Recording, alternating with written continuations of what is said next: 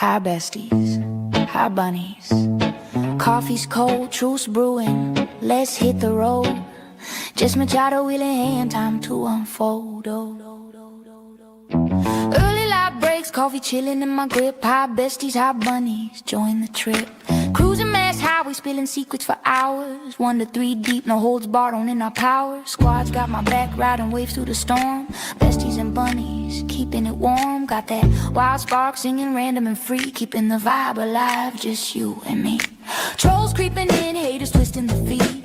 Weak shots flying, but they can't plant the seed. Jabbing in my style, my fire, my rise. Obsessed in the shadows, watching with jealous eyes. Drama stirrers calling grift, but facts don't lie. While y'all fume, my lights touching the sky. Reddit ghosts lurking, basement critique so low. Keep throwing shade, watch this bunny glow. Meow, meow, meow, meow, meow, meow, meow. Hey. Meow, meow, meow, meow, feel it now. Bunny. Just Machado show, chasing down the real. Besties and bunnies got that unbreakable seal. Meow, meow, meow, meow, trolls fade away. Truth in the air, lighting up the day. After dark or dawn's first gleam, we claim the throne. Just as rolling, meow, if you're in the zone. Meow. Love to my besties trolls. See your truth awaits. Just Machado show. Buckle up. Meow, meow, meow, meow, meow, meow, meow. Meow, meow, meow, meow. Feel it now. Meow, meow, meow, meow, meow, meow, meow. Meow, meow, meow, meow. Feel it now. Meow, meow, meow, meow, meow, meow. Meow, meow, meow, meow. Feel it now. Meow, meow, meow, meow, meow, meow. Meow, meow, meow, meow. Bunnies.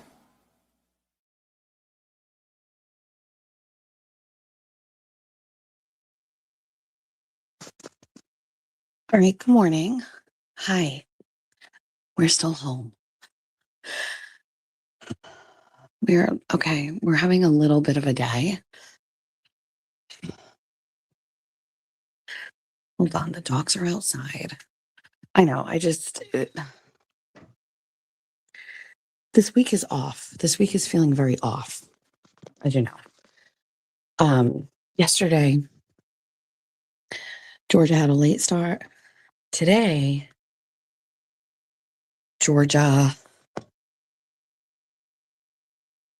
isn't feeling well and asked to go in a little bit late. Hold on, just keeping an eye on the dogs.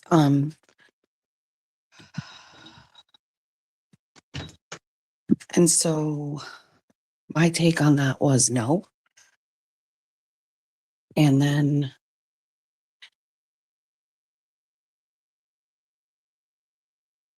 hold on, I just don't want to.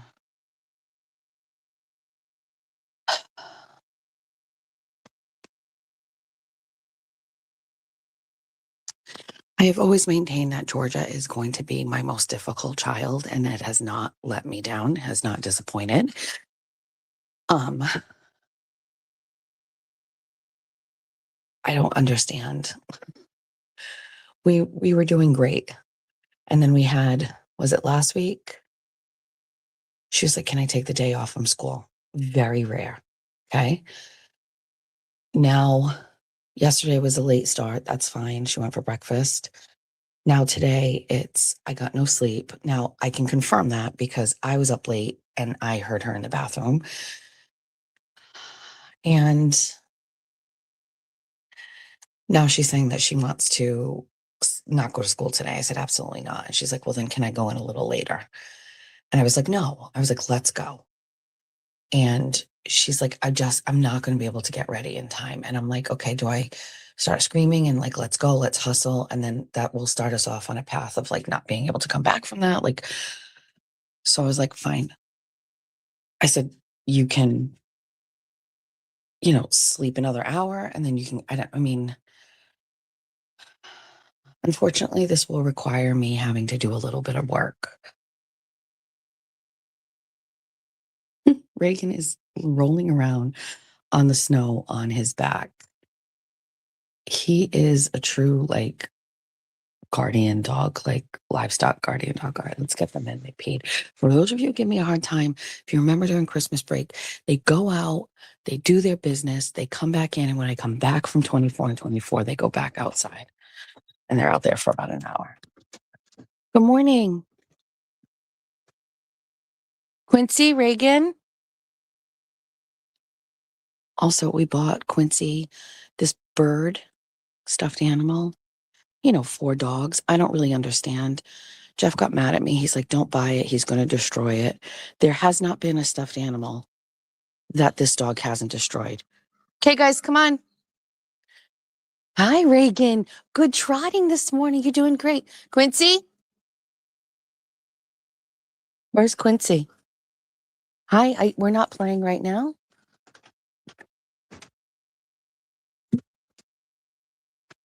I see you. Wait, go get your toy. Wow, you're so crazy. You're playing too? Keep going. Hold on. Wow, Quincy, you killed that birdie?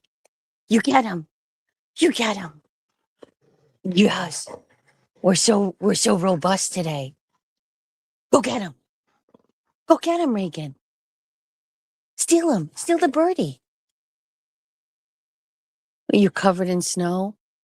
Okay, are we ready to go inside? Keep going. Quincy is just destroying. Quincy, what's that? Is that your birdie? Okay, now he's bringing it up here. It's like it's his trophy. You killed it. You killed this stuffed animal. Reagan, I don't even have shoes on. Okay, come on. I have to go play with Reagan. Sorry, give me a minute. Wow, you're such a challenger. You're challenging me. You're so strong. You're the strongest. You're the strongest in the neighborhood. Get him, Quincy. Get him, Reagan. Good boy. Come on. Come back. Come on. Good job, Quincy. Reagan.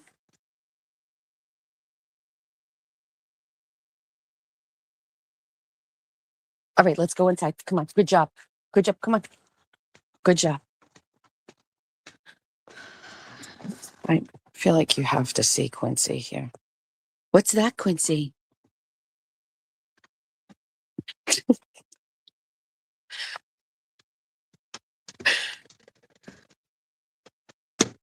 All right, hold on.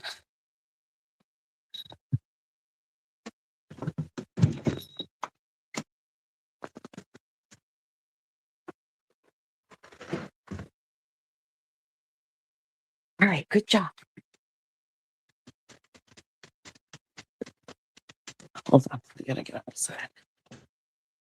Jeffrey is here, but working. No, Jeffrey is not here. Why am I whispering? My husband work out of his, hold on. I can never tell. Oh, my husband's not even here. Okay, fuck it. Okay. All right. Uggs. Good morning.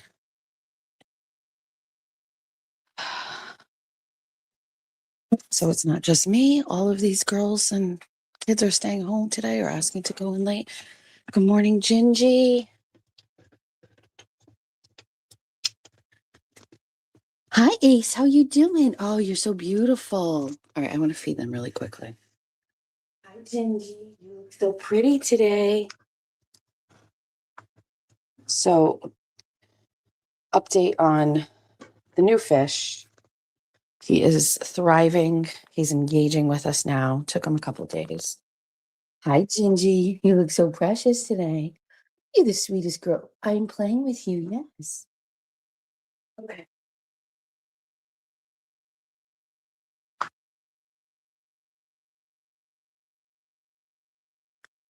Wallet. Where are my keys? Means my husband used them. Here we go. All right, we'll be right back, okay? We'll be back. We're going to have a good day. Give me kisses, Quincy. He's a my sweet boy. All right, let's get in the car. Oh, fuck, I forgot my tablet. Just going to have to cope. We'll be like the olden days.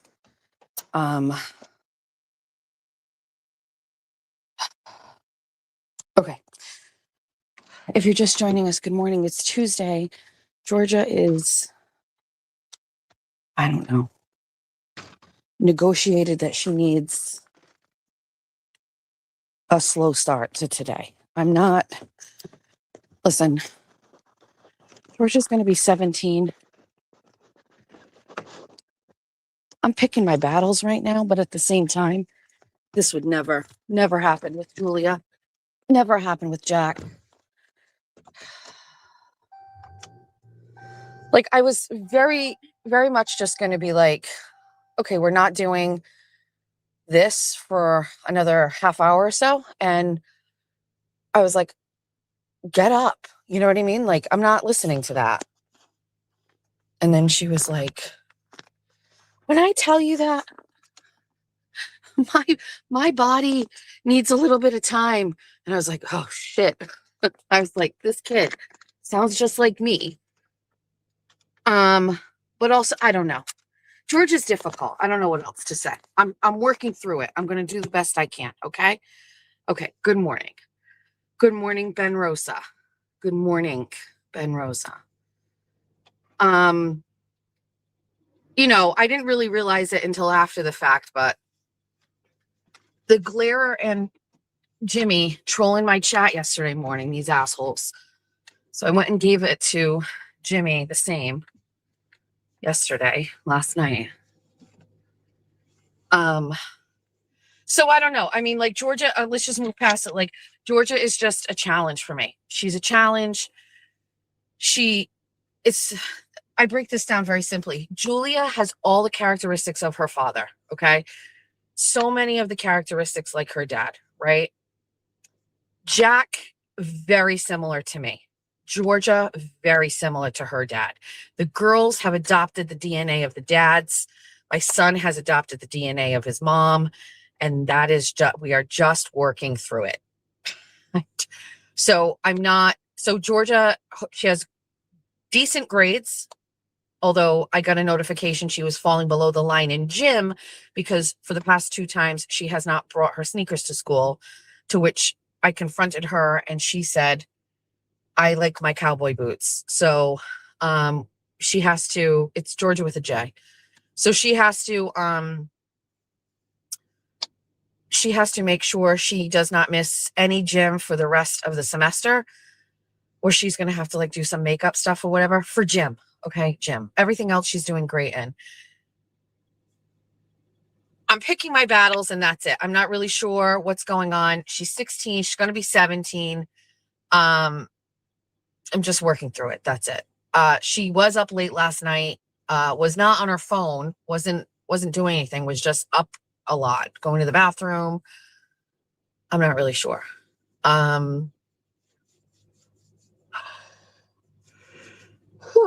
So we'll see.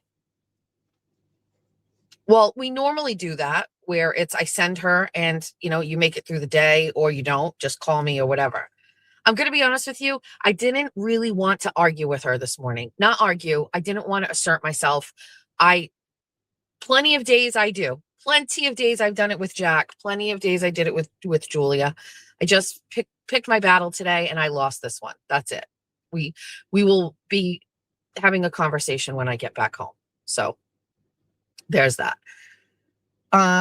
Yesterday, we can drive. Let's go get a coffee. So little bit of wedding planning stuff continues to go on. Tomorrow, I am going to go look at this venue for Julia's bridal shower. Thanks to everybody who kind of straightened me out where you don't invite every single woman who is invited to the wedding to the bridal shower. I don't know. I've never thrown a bridal shower before. So we reevaluated the list of people that are going to the bridal shower. And instead of 70 or 75 people, which is like half of what is going to the wedding, we actually have it down to like 35, which changed some options for us for venues. And so we're going to go look at one of them tomorrow. I very much would like to share it because it's like my idea and it's very creative, but I can't because of fucking internet weirdos. And so we're not going to do that. But anyway, there's that. And then the bridesmaid dresses have been purchased or are looking to be purchased from a company online. And this is a place that Julia has wanted to get the bridesmaid dresses for. But of course, what do you do if it's an online thing? So the company actually sends you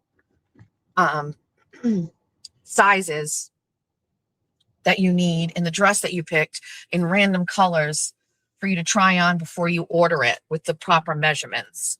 And so George's dress came yesterday in black. And it's not the color, it's blue, but it was very exciting. Takes a lot to get Georgia to get excited about anything. She went to her friends after school yesterday, who she doesn't really hang out with often because she has a boyfriend now, you know. So after school, I picked her up and I dropped her off at the friend's house, and she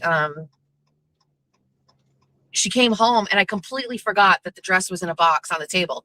So I was in the living room with Jeff and I called her on the phone because she's on the 3rd floor. So we don't like actually yell. We have to call each other. And I was like, I forgot to tell you, but your sample dress is here for you to try on. And she was like, oh my God, it is? And I was like, yeah. Kid ran down the stairs so fast. Jeff was shocked. He's like, wow. He's like, so she's really into it, huh? And I was like, I guess. And she tried it on immediately and she absolutely loved it. She's like, this dress is gorgeous. I was like, I know. But it's going to need to be, so yeah. So the size that we got fits everywhere, but the top, it's a little big and it's strapless. And so we can't go down a size. So we're going to have to take in the sides at the top, and then obviously the bottom will come proper. Like they'll adjust it for what we say. But we also don't know the height of the heel. So, not kidding. We're just going to get that dress in the color, and then we're going to have it. Society. What can I get for you today? Hi, good morning. Can I do a large iced white chocolate pistachio made with whole milk? Anything else? That's it today. $7.49. Thank you. You do have to send the sample dress back. Julia's got to send it. It's got to be back in the box and scanned at the post office by Friday. Yeah. So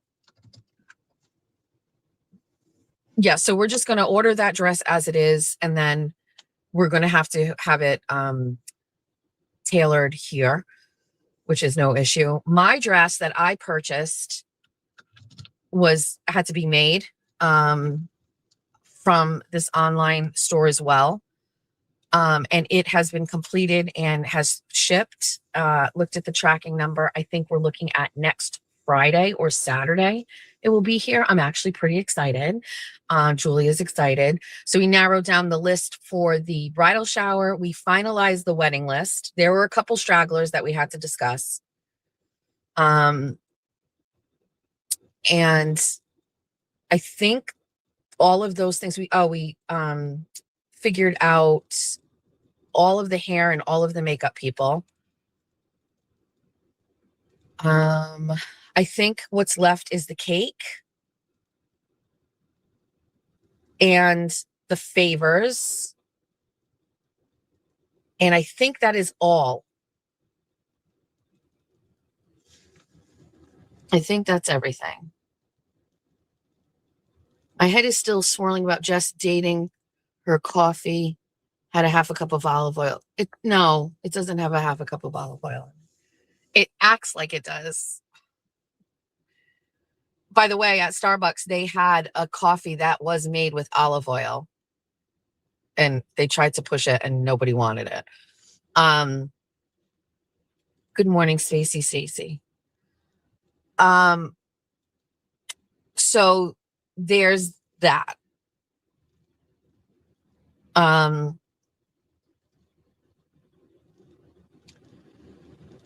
So we're getting, I think, closer to everything. Julia's. Let's get the coffee. We're not. Stand by.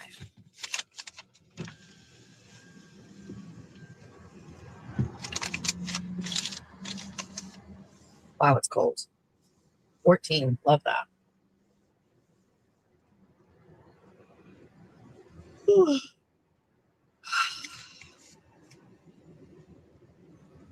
My daughter's getting married. It is coming together. I think she feels a little bit better. I feel a little bit better. We're pretty much down to the last of the few things. She does have to register for the bridal shower. So we're going to go see this place tomorrow. She's not coming. Myself and the groom's mom are going to go check it out. So we're going to go see this place tomorrow. I already actually gave a deposit to hold it because she was willing to give it back. I can't see this place not working. I'm 100% convinced this is where we're having it. And so once we do that, we'd like to, what the fuck? Are you listening to me do my show while you meow, meow, meow, meow, meow? Did you give yourself bangs? Where do you want me to meet you? Over there. Jesus Christ. Don't worry about it. We're going to have an impromptu parking lot meeting with Kathy Souza and Nancy Thomas. Don't worry about it. I see this car going slow in front of me, and then I see a window go down, and I'm like, what's going on? Hold on a second. Hold on. What's taking this fucking coffee so long? Is Kane in the chat? Good morning, my little racist friend. Hi. It's all set. No straw. Thank you. We're going to have to table this whole conversation. Stand by. We got to go have a look. She backs her car in so I can pull on the side of her. So we could just, if you see us in town right now.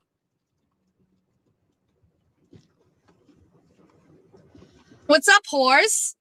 Hi. I am doing a live stream, so be careful. You want me to?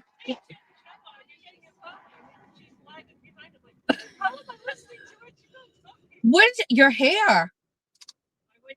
Wow. I love it. Yeah, my winter hair never leaves this bun. Hi. I'm live, but I can mute them. They can wait. Son of a bitch. Who called this political meeting to order? Did you call him? Kathy.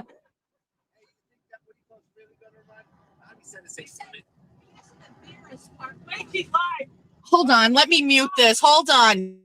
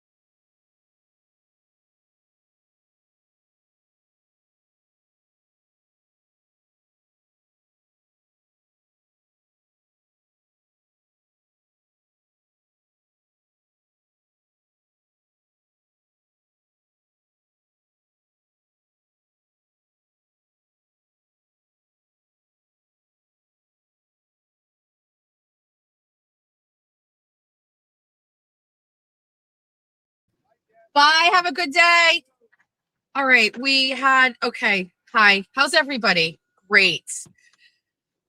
So remember when I told you all that sometimes in town politics, we have to meet in parking lots and we don't write things in text messages and we actually have conversations in person because text messages are crazy because you never know what people are going to do and blah, blah, blah, blah, blah. Okay. So we had a meeting today, a little impromptu. Kathy was here and then we had another stakeholder show up. I actually had a feeling that was going to happen. Do you want me to just tell you what it's all going up? We don't care. I can talk about it. I know your feelings are hurt. I actually cut that meeting off because I said I can't do this much. I know you must have FOMO. I'm just going to share it with you. For privacy reasons, I didn't want the people that were there to be, like forced to be talking on a platform like this, but I'm sorry. I'm so sorry. Sometimes it happens. I told you it's campaign season.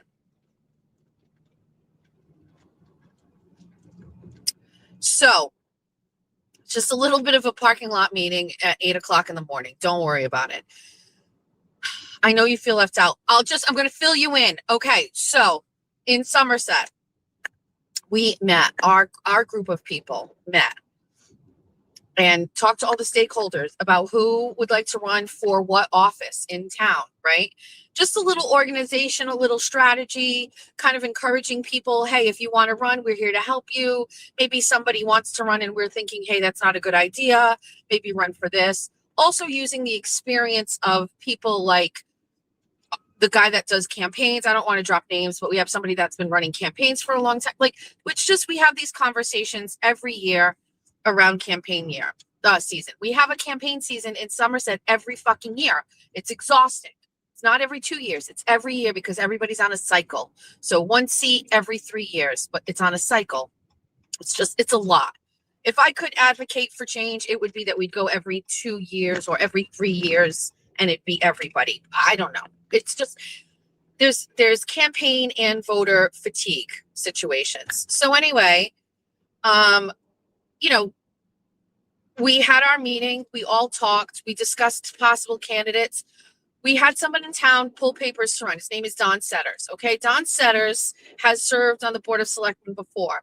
His time on the Board of Selectmen is marred by the fact that he was a big advocate for hiring outside our town for our police chief, ultimately picking George McNeil, who ended up being the absolute worst police chief that we have ever had in Somerset, marred with corruption.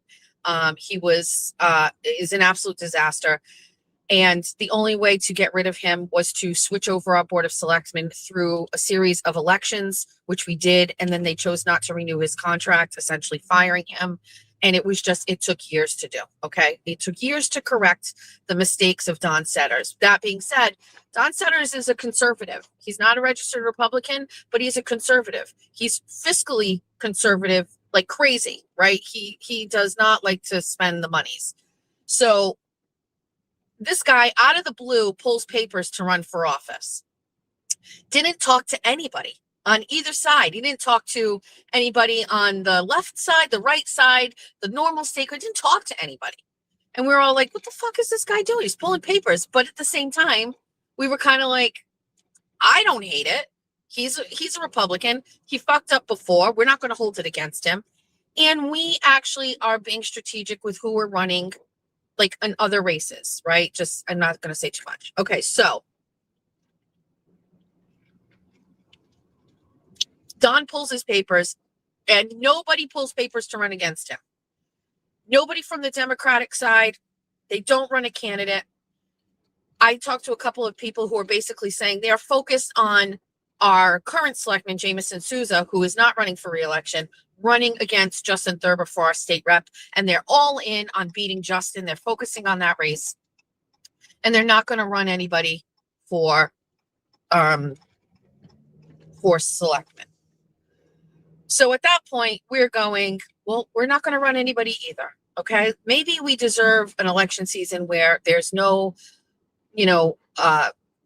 competitive race for selectmen. It was dirty last year. We could all use a break. Don could do no, worse or whatever. Fine.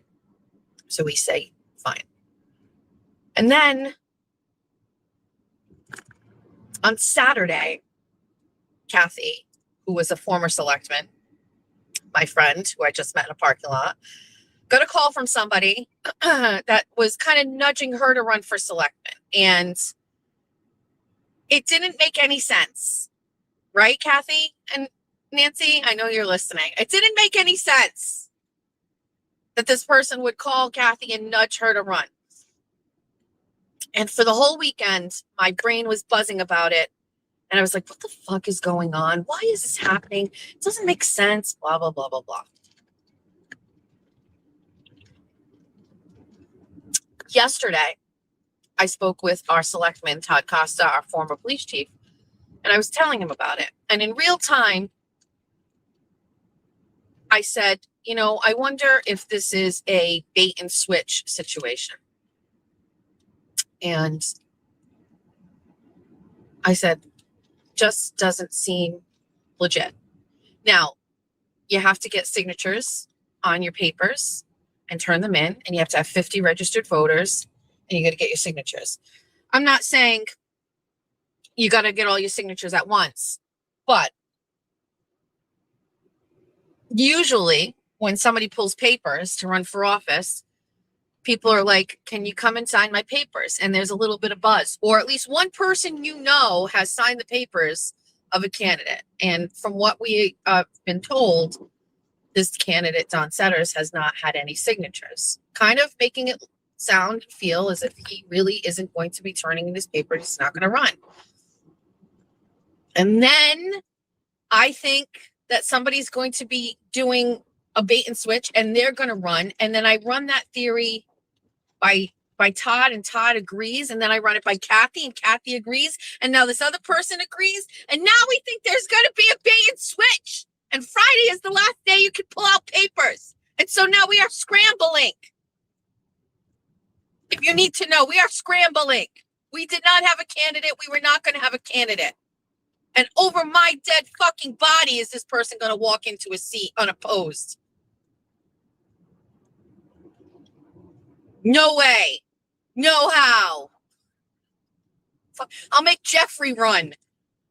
We have candidates. It's just making the decision. So now we have to change things. And I really didn't want to do this. Okay? I didn't want to do it. I'm busy. So we just had to have an impromptu meeting.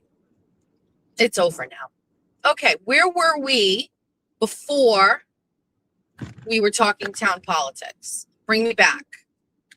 This coffee is terrible, by the way. It's fucking terrible.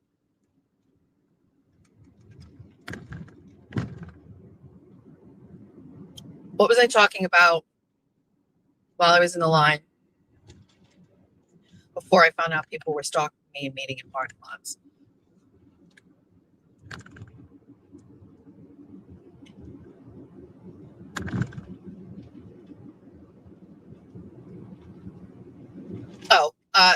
So shower dresses, everything's coming together. Julia needs to register for where she's going to register for her bridal party. We are doing e-invites for the bridal shower, which was Julia's suggestion, which I actually think is great. So by next Friday, so by this week, we will lock in. By next Friday, it'll be 1 month, and we'll do an e-invite, which is we just text, and then it leads you to a website where you can RSVP, and her registry will be linked, and that's that. And then I have to wait for the word on where to go get Jeff and Jax's Jeff and Jax tuxes. That's hard to say. Jeff and Jax tuxes. And then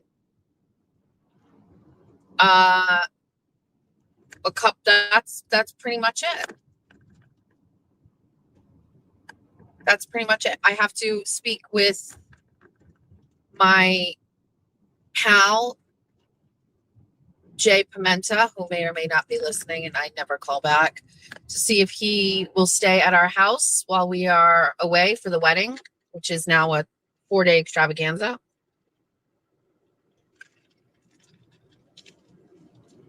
To stay with the puppers and watch my home. And so that's that. So that's all the wedding things. Let's put that aside. As you may know, I am going on vacation in March. I will tell you, I have only been on one other vacation like this with my husband. And then TT and her husband are coming, but it's 10 years ago, I think this year actually was the last time my husband and I went on a plane or went anywhere together. We went to Las Vegas. So this is the first time. Again, family vacations are usually within driving distance and we drive. This whole process of going on a vacation, just hear me out on this, is very foreign to me. I understand there are people who listen to the show who have gone on vacations and maybe go on vacation once a year or whatever. That's just not me. Okay. And I'm not saying that to be like self-deprecating. I'm just telling you that's how it is. I'm currently in a situation where I'm going on a vacation and I need to figure out how to do it. That's it. I just, as much as like, my location is set and planned, there's a lot of other things. And so I'm working through that. It also feels, I have feelings of guilt. There's nothing you can say that's going to change my mind about that. I feel guilty, okay, about the vacation in itself. I feel guilty that it was a gift. I feel guilty leaving my kids. I feel guilty taking time off from work. I feel guilty about the money. I feel a lot of fucking guilt. I will work through it. I understand a lot of people don't like when I show moments of weakness. Apparently that is a big thing lately. My inbox has been full of it. Noted. So I'll try to be a bad bitch when I talk about this, but like I have a lot of feelings surrounding myself with guilt about this. That's really where I'm at. Like, should I be taking my family on a vacation instead? Right? Should we do a family vacation? Then I bounce back to I'm turning 50. It's a 50th birthday. It is 10 years ago because I went to Vegas for my 40th. So that kind of is a milestone that deserves celebrating. Whatever. I gotta work through all of this fucking shit. There's a lot of stuff that kind of like paralyzes me when it comes to this. That's all. But I did yesterday allow myself to start looking at the location and what is there. And Linda, who is gifting this to us, had made some suggestions and non-negotiables. And so I was actually starting to look at, so yesterday I'm in my office and Jeff came in and we were just touching base about a couple of things. And I said, do you want to see what I'm looking at for where we're going? And remember I told you I bought this new laptop. Usually my laptop is just set up for me to live stream. But Friday it was in my bedroom because we did the members only. And so it wasn't kind of like set up the way it usually is. And I was able to flip the screen backwards and it turns into like a big tablet. And I was like, let me show you this. And I am using my finger because it's a touch screen. I mean, it's the ultimate luxury. And Jeff was laughing. He's like, you just wanted to show off this laptop with this screen. I was like, yeah. Let me show you what's over here. So I showed Jeffrey like the location more than before. I showed him restaurants and ideas and things like that. And I mean, I'm sure he would not like me saying it, but I will say it anyway, because that's what we do here. He started crying and he started crying and he hugged me and he was like, I'm so grateful. How did he say it? He said, I'm so grateful for your hard work that earned this. And I was like, thanks. Thank you. And I was like, well, thank Linda. He's like, I know, but it's your hard work and who you are. And he's like, it's just great. And he was getting all emo. And believe me, as much as I sit here and I say like these things I feel guilty about, I have a partner in my life who also, doesn't often get rewards. You know what I mean? Because we, have made choices in our life that put us there, like my husband getting divorced, me separating, co-parenting, like these are things that set you back financially for years. It's things that we recognize, led to the decisions that we made. And it is what it is. What's going on down here? Wow. North Main Street. They're finally getting these little mini plows around here. It's going to be 40 degrees on Friday. This is all going to be gone. Oh, wait. In real time, we're watching that. Wait. Wait, I'm going to speed up. They're scooping up tons of snow. I think they're going to go drop it in the river. Oh, no, they're just putting it over here. Well, that's stupid. I thought they turned down to the river, but they're just putting it over here. This doesn't make sense. Now that's all going to melt and it's all going to go. Oh, I get it. So Jeff was just feeling very, very emo. You know what I mean? Oh, Cigarette Man is here. Is it Tommy? Morning, Tommy. I'm good. How are you?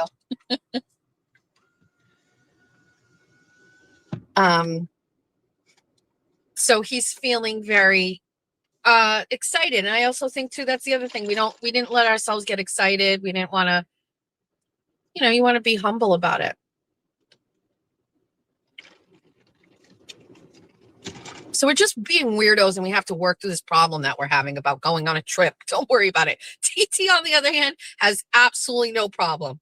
The bitch is fucking constantly sending me things about bathing suits and her clothing. And TT is 100% not the same as me. That bitch has been ready to go on this vacation from the day that I offered for her to go.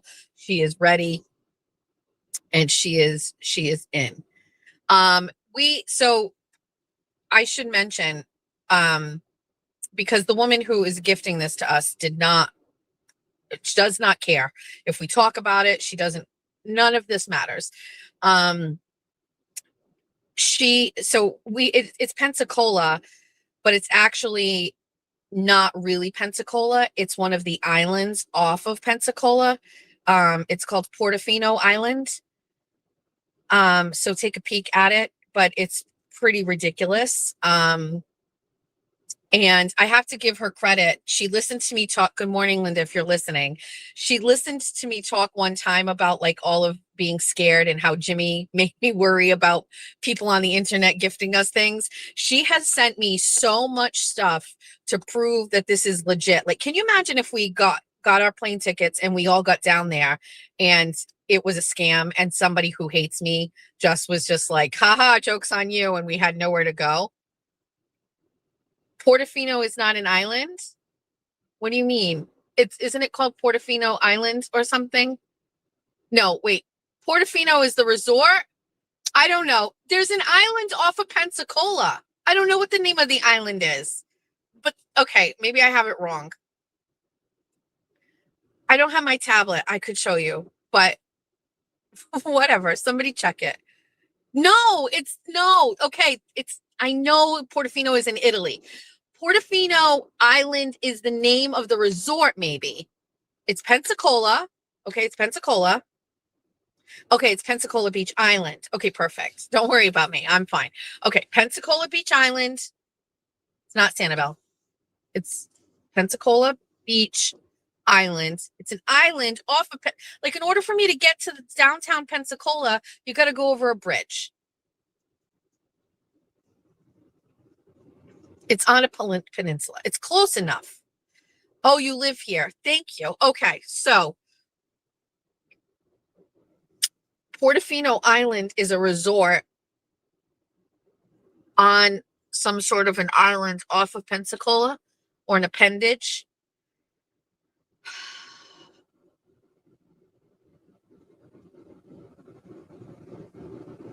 Let me read the comment so we can get this right. Hold on. Not Santa Rosa.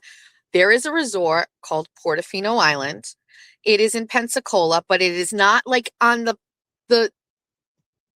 there's a little island type of thing. It's an island, but basically in Florida, they call that an island like Palm Beach. Pensacola Beach is a separate town.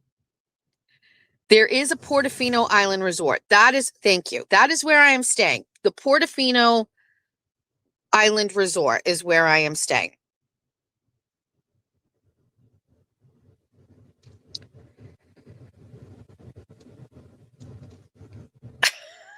Thank you.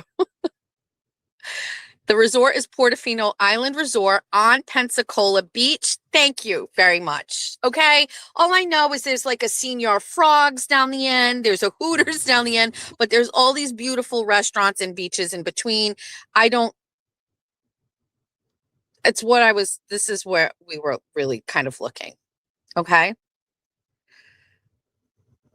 And this woman, she heard my apprehension and she was basically like, bitch, let me show you all of the things you need to know. Her brother used to play in the NFL. She told me what her husband used to do. She's not going to be anywhere near there because they don't go there. This is just a property that they acquire, that they rent out. They only went there once and they'll only be there once this year. She is going to be on a trip to Egypt while I am at this location. She sent me all of the things where I clearly don't feel like it's a scam anymore. I don't feel like it's a scam anymore. And so anyway, that's the plan. That's what we're doing.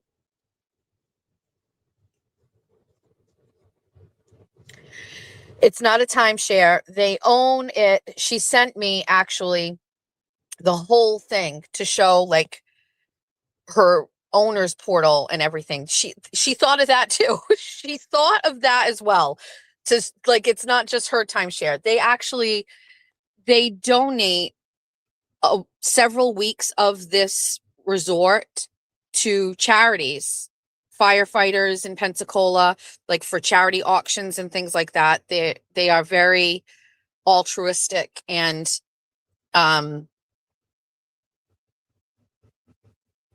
yeah, so this is a property that they use for rentals. It's not just a timeshare. They own the whole thing. I've seen all of the things. They definitely own it.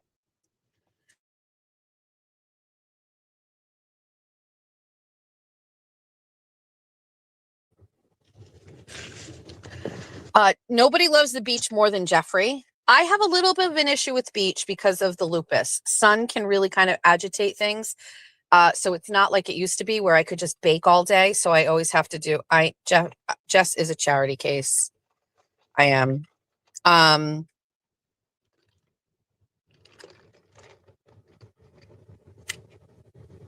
St. Linda, correct. But listen, all Jeff wants to know is how he can get his guitar on the plane. Does he have to check it as a bag? Can it go in the overhead? This is what I'm dealing with right now. I have a big hat. I have a big, big one. So we have all of the things.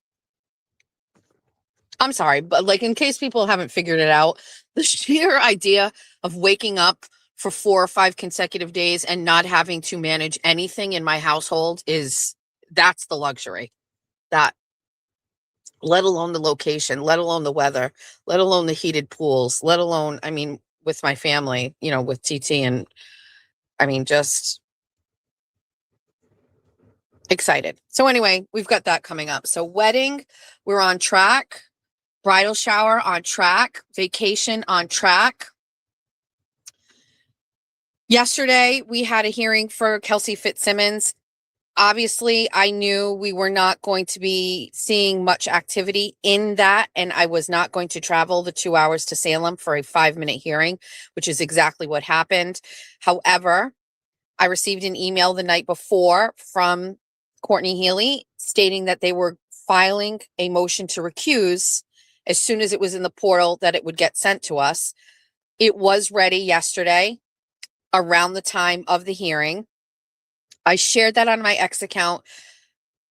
You know, I looked at it briefly. I scanned through it. I kind of knew what was there. I posted it, but only and then I continued to live tweet, right, what was going on in the hearing, and finishing that all up. And later on, I got to read it, like, with no distractions. And I mean, good for the defense team on what they're figuring out here and what they're doing. If you haven't read these documents, they're posted on my X account. I put both, I made them into Google Drives. We don't gatekeep stuff for people, okay? So in the spirit of public information, anything I get, you get right away. We don't trickle it out, make you fucking subscribe to members only shit. You get it, and that's it. Basically, in this motion to recuse, and I'm pretty sure I saw Mark Batterow say this, and I know Andrea Burkhart has commented on it, and the motion to recuse is usually not one that gets sorry, I was just looking at it's very difficult to do that, like, you know what I mean? Because if motions to recuses were frequent and frequently done, well, I mean, that certainly lends to the ethics of sitting judges. But this one just so happens to have some stuff in here where people are thinking that this must happen. So in these documents, it is stated that Judge McCarthy Newman went and met with the probation officer January, and was having conversations about Kelsey's adherence to her probation. And this is, you cannot do that. You cannot do that.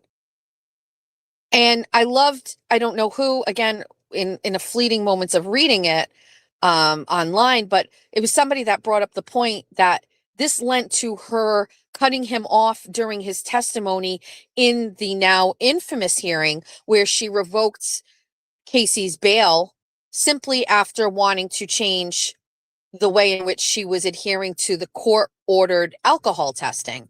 And many people are now suspecting that the reason why she was so swift to cut off Officer January in his testimony was because she didn't want him to bring up during testimony that he had spoken with her the day before or that she had popped over. And so her curtness lent to her wanting to cover up the fact that she obviously should never have been talking to him about this.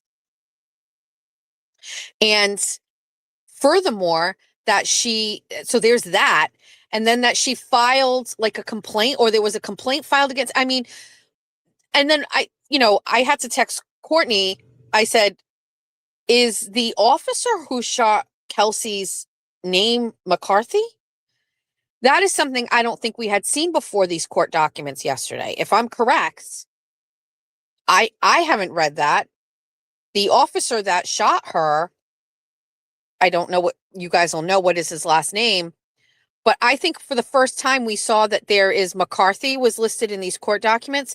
So why does he have a different last name? Like, is this his mother's maiden name? Like, what are we, Noonan, like, what are we looking at here? Because McCarthy and I mean, are they just basically trying to like make you think that there's some sort of relationship or some sort of connection? But what are the chances that Judge McCarthy Nyman is the judge who is oddly asserting herself jurisdiction over this case, and then at the same time, like, now you've got the officer who shot Kelsey. Now we know that his name is somehow in there as also McCarthy.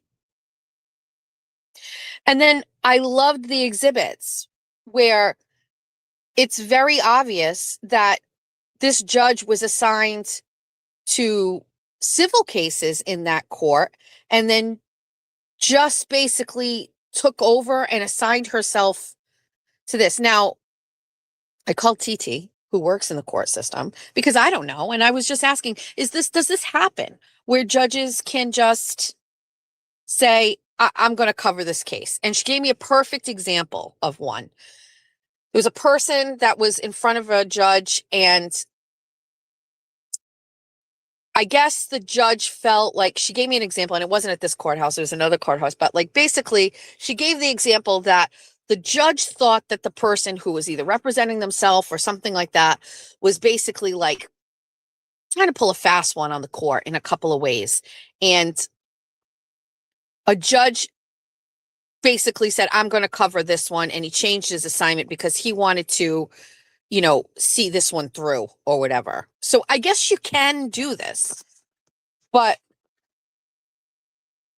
I don't know. I mean, to me, I think I'm with everybody else here, where a lot of the behaviors of the judge there's a reason why this case is getting eyes on it. There is a reason why a video of the police entering Kelsey's home that I posted on X got like 1.5 million views. The reason is it's so incredulous. Each step of the way, things don't make sense. In your mind, you're going, there's that wow factor. Wow, they got a restraining order without a two-party hearing. Wow. Wow. Wow, they come into the house without like any notice, and they kind of like ambush her. Wow. Wow, there's nobody there to help her. There's no mental health count. There's nothing. It's like coming to the house, serving her the order. Oh, we're taking your kid. Oh, she was suffering from postpartum. Wow. Wow. Like the wow factor every single step of the way makes people stop and go, wow. And then she gets shot. She gets shot by her former partner. Wow. Why does she get shot? Oh, she grabs a gun. Why? Because she wants to kill herself because they're taking her kid away from her. Wow. And then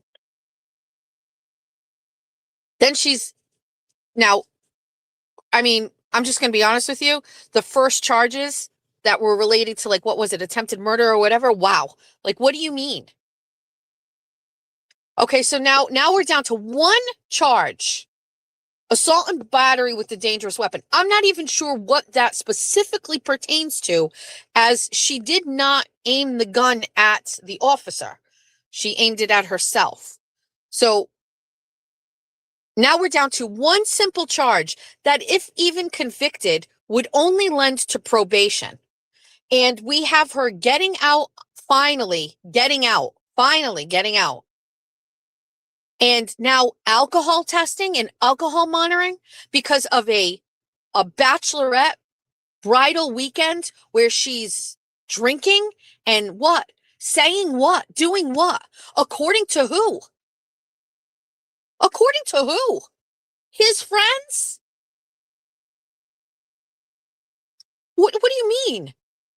So now you're going to do this fucking alcohol Fine. Okay, fine. There's no history of alcoholism. There's no history of abuse of alcohol. There's nothing. No DUIs. She's a fucking cop.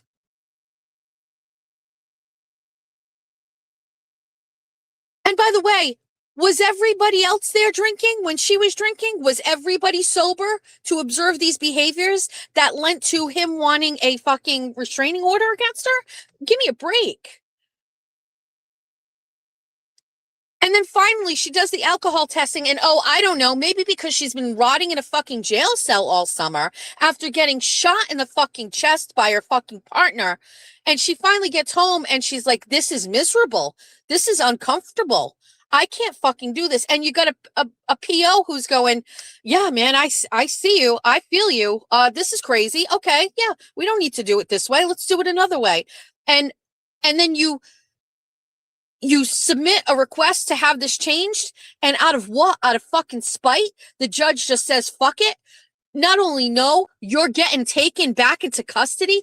Wow. Like, there's a reason why everybody has been looking at this and asking what the fuck is going on, because none of it makes sense. None of it lines up with the regular way the justice system works. None of it lines up with the way that you or I or other people experience these types of circumstances.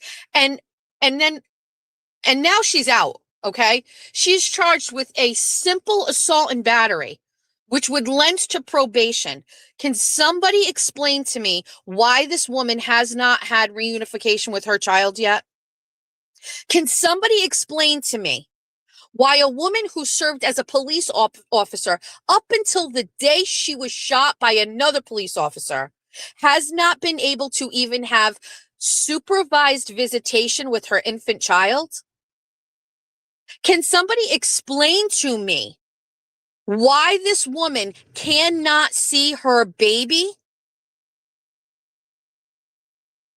What are we doing here? So the reason why this thing yesterday and this filing was like so incredulous to so many people is it started to finally make people like go, okay, well, the events in that courtroom the day that they revoked her bail and sent her back in after simply asking for a different way to test for alcohol, now we're making a little bit of sense because the judge did something that she should never have been doing, which is to go and speak to a probation officer about this. This story is crazy. And I am telling you right now, in a pre-Karen Read era, this shit would be going on and nobody would know about it. I am telling you, it would never, ever, ever be discussed.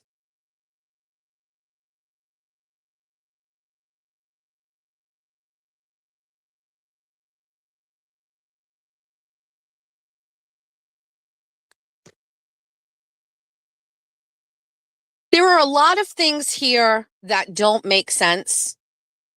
And the wheels of justice are slow. And there are, having been through it myself, there's nothing more frustrating than a court hearing and you think today's the end and then it's just continued. There's nothing more frustrating than weeks or months in between court hearings or it's just so fucking slow. But as this continues, the only thing, as a mother, the only thing that happens to me is my brain is like there's a clock ticking. Like, how much closer are we getting to 1 year old for this baby? It's close. You know what I mean? This situation where they went and had this baby baptized and she was, these are crazy, crazy, crazy circumstances. And I'm very, very interested to see what happens next. I would have to say that if I'm Kelsey, her attorneys are basically telling her, it sucks that we have to wait. It sucks that we have to just hold on. Baby turns 1 on February 15th. Wow. But it's very obvious to me that the only way this will end in regards to this case, the case of her getting shot, like, is there not going to be criminal charges against the cop that shot her? Why isn't that happening? Why isn't that happening? But put that aside, Kelsey's charge of assault and battery with a dangerous weapon, we know how that will end. Okay. The best case scenario is she's either found not guilty or the charges get dropped. Worst case scenario is she gets convicted and she gets a year probation or whatever. So what's the end game there? You're not going back to jail. You're not going to get, I cannot see how she could get convicted of whatever this is. I don't understand it. Time served or whatever. Like, that's done. So it's just the court system you've got to work against. The real fight is for access to her own child. The real fight is for reunification with her baby. And I mean, there are people who have done far worse that ultimately get supervised visits, monitored visits. Like, we've talked about it. We're not going down this path, but we'll see. I mean, you remember he basically wanted to attach her house sale for the proceeds of it because he said that Kelsey is never going to be able to afford to pay him child support. How fucking long do you think you're going to be getting child support for? What makes you think you're going to have this baby for the rest of your fucking life? You're going to be paying her child support. This is going to come out, but the problem is how long it takes. And the bonding that has been missed and the opportunities of bonding with her child and raising her child.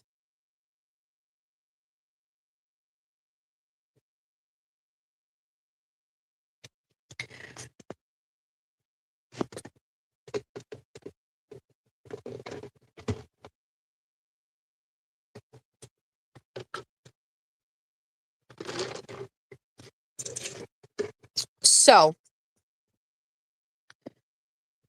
lots of things happening with the Kelsey case.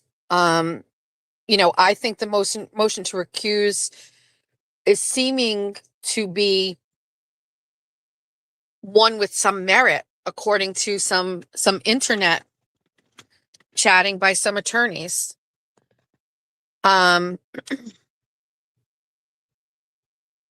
So we'll see. We'll see what happens. We'll see. Also yesterday, finally, a press conference in regards to Enrique Delgado Garcia and his death while at the training academy for the Massachusetts State Police. I will say, I'm sure if you've seen it, that was one of the most impressive press conferences I have seen in a long time.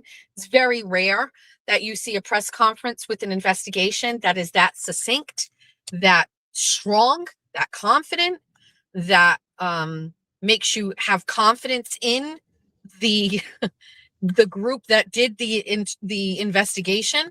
I look at that. I was thinking of it in real time, that yesterday, Andrea Campbell, Attorney General for Massachusetts, held a press conference with Attorney Meir, I believe is how you say his name, discussing that they are going to be seeking indictments on 4 individuals, 1 supervisor, and 3 additional members of this MSP training unit for events and negligence and things that led up to the death of Enrique. Very clearly stated that he was not targeted. This was not done as a deliberate thing, but, you know, in my mind, from what I'm hearing and reading in between the lines, a series of negligence and unfortunate events led to his death. And these people are going to be summoned for an arraignment. They established a grand jury. There was testimony that led the supervisor, the female supervisor, who did not speak truthfully in regards to some of the things that she was asked. It's been a long time. It's almost 2 years, right, that this thing has been going on. And, you know, if I'm the family, well, I'm just saying from me, from an observer, from a taxpayer position, I couldn't have been more happy with the way that this was handled and the way that they discussed it. It seemed extremely professional. It seemed like you could trust what was being said and that this is going to be moving forward. But the whole time I kept thinking about the Brown University shooting, which, by the way, they released some body cam footage of that yesterday. And like the first on scene police officers. Those press conferences were an absolute disaster. Now, granted, I know those things were happening in real time, but even post event, the press conferences were it made me feel like who the fuck is running the show over here? This is just a mess. This made me feel like a little confident in this attorney and the grand jury investigation. So I felt good, about it. And, I think it's obviously a very, very sad situation, but, undoubtedly what happened to Enrique and now this investigation and now these charges will change procedure and the way things are being handled. It's terrible that somebody had to lose their life for that, but if there is a silver lining on this, it sounds as if they were uncovering a pattern of behaviors that led to this and that made this person, susceptible to harm. And so hopefully these indictments will move forward. People will be held accountable and there will be changes made, which I'm sure there already have been. So it was a very interesting Monday, to say the least. And that's all of that. Last night, just so you know, if you've messaged me and said, are you watching this? There is a 99% chance the answer is no. And that if you're one of the people that have messaged me, whether it's an Aiden thing or a Jimmy show or last night JFK show, like if you're one of those people, I'm sure you can testify to the fact that if you've asked me, are you watching this? I'm like, no, why? What's going on? That happened last night. Two people texted me, are you watching what's going on the JFK show off show? What's happening? Blah, blah, blah, blah, blah. So, my take on this, first of all, is there's no reason for me to get involved in this. This has absolutely nothing to do with me at all. But perhaps I can give my 2 cents on this. For the basic Cliff Notes version of this, okay? There's a guy by the name of Ray for Dallas who has been anonymously YouTubing in regards to the Go Aiden and a supporter of Aiden. He has been hosting shows since last year as it relates to Aiden Carney and all of the people in his orbit. He has platformed many people, interviewed, I use that word loosely, interviewed people on his show. He allowed Jen Altman to shit talk me for an hour, Lindsay Gattani to shit talk me. I'm not really sure like what the prerequisites are to go on Ray's show, but whatever. So that's Ray for Dallas, right? You know who Ray for Dallas is, okay? Even though you don't really know, you just know Ray for Dallas is a guy who has some shows. He's been anonymous, and that's pretty much it, right? Okay. Supporter of Aiden. You could just leave it at that. Could have just been that. Okay.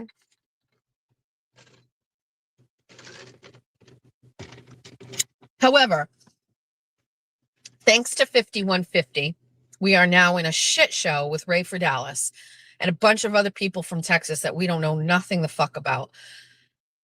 So Ray for Dallas, like many content creators, although not me, Ray for Dallas was streaming content that Meredith 5150 was doing on her channel, I guess, right? And I don't know how that works. This seems to be something people do all the time. They play clips of other shows. I'm paranoid about that, so I stay away from it. But also, like, nothing for nothing. I'm not taking a hit at anybody. Call it as you see it. I just feel like streaming other people's content is an easy way at creating content. I feel like if I've got a platform, I better be original, and I shouldn't be streaming other people's shit. You can do a couple bits and things like that, but well, Kazi G does it different. He does like comedy commentary, which is also, that's okay. I don't know. But like, if you go live just to pull up somebody's live stream and dissect it, I don't know. Like, I guess there's a niche for that. Whatever. I'm not judging. I don't care. I just want to do it. Maybe I will do it. I don't know. So he puts up Meredith's thing, and Meredith files a copyright Okay. Meredith files a copyright infringement and strikes him or whatever. He appeals it. And during the process of appealing it, Meredith ends up getting his real name. Okay. Now, a regular person would look at that and go, oh, that's funny. That guy's name is Carrie Bradshaw, right? Carrie Bradshaw. Fine. Not 5150. Not 5150. What does 5150 do? She gets that name and she probably had the fucking shakes typing into her fucking laptop faster than she could that name. And she does what she does best, which is fucking dig up dirt on people. And she finds out all the shit about Carey, right? Blah, blah, blah, blah, blah. And then what does she do? She thinks, how can I use this to benefit myself? Okay. How can this little nugget of information that I never expected that just dropped in my lap, how can I exploit this to benefit me? Well, let me fucking blackmail him with his identity. I'm going to message him and I'm going to say, I want to talk to you. And if you can talk to me, I won't share who you are, which you clearly care about your identity not being out there. And I'm going to shoot my shot and I'm going to say, I want you to take down this fucking video about me and I won't, whatever, right? Risky, because you don't know Ray,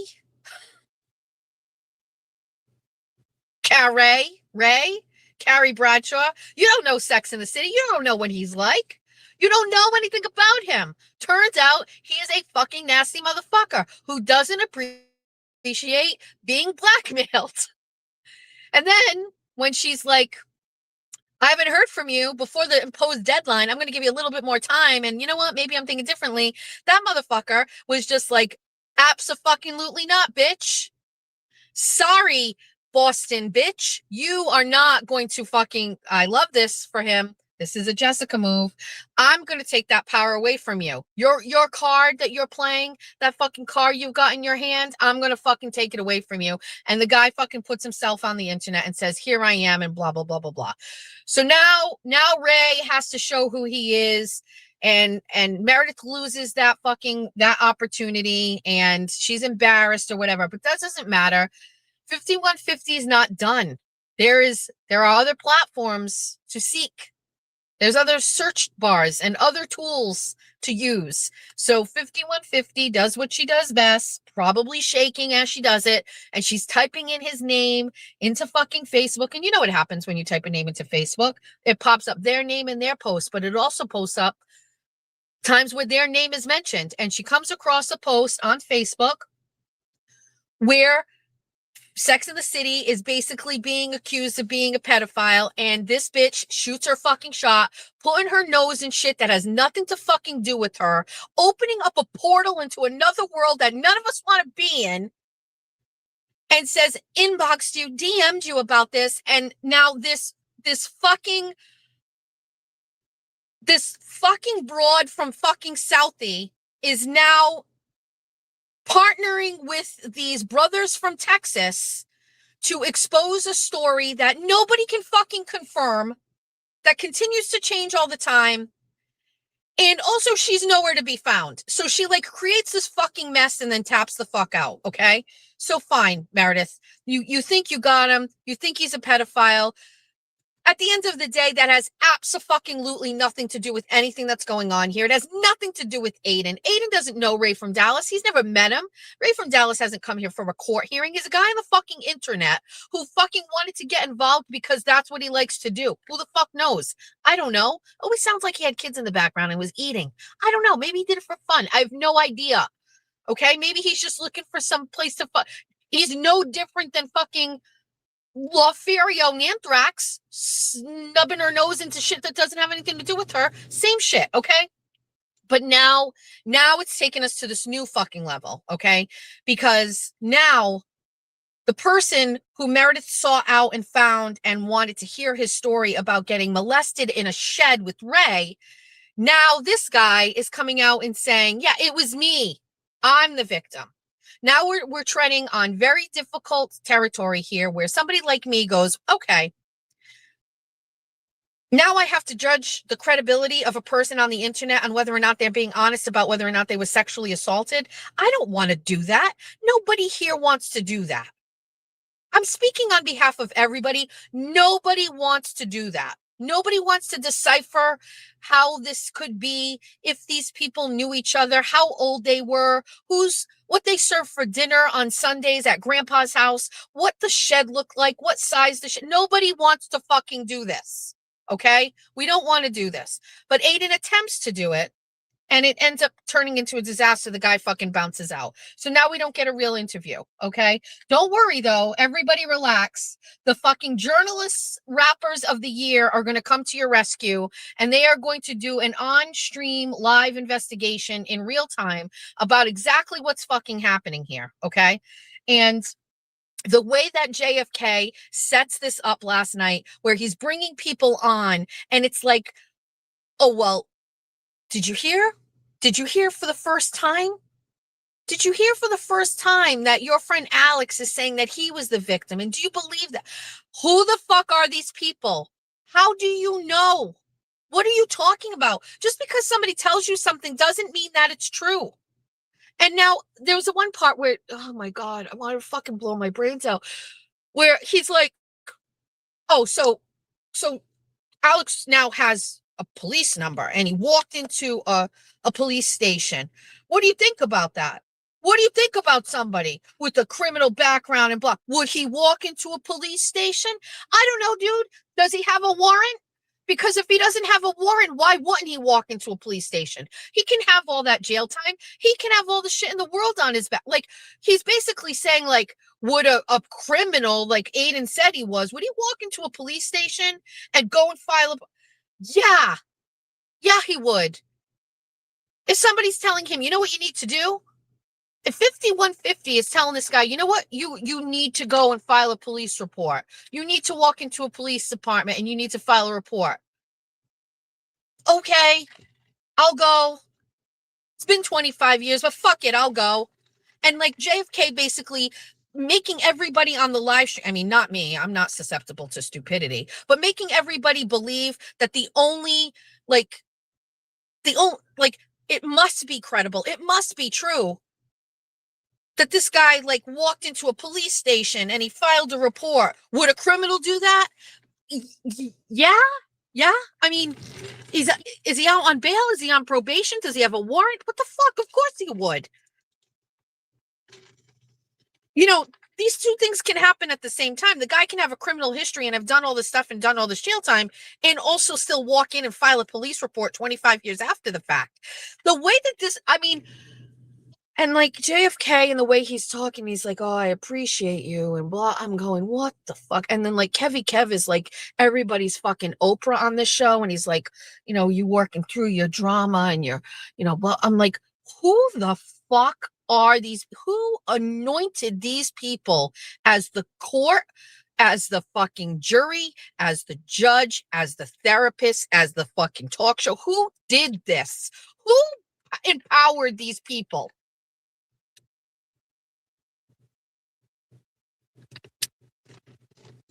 I watched it and I was just like, like right now, I wish somebody had been on, I wish I'd been with other people and be like, can you fucking believe this shit? Are we all fucking stupid? Who's allowing this? I didn't sanction this.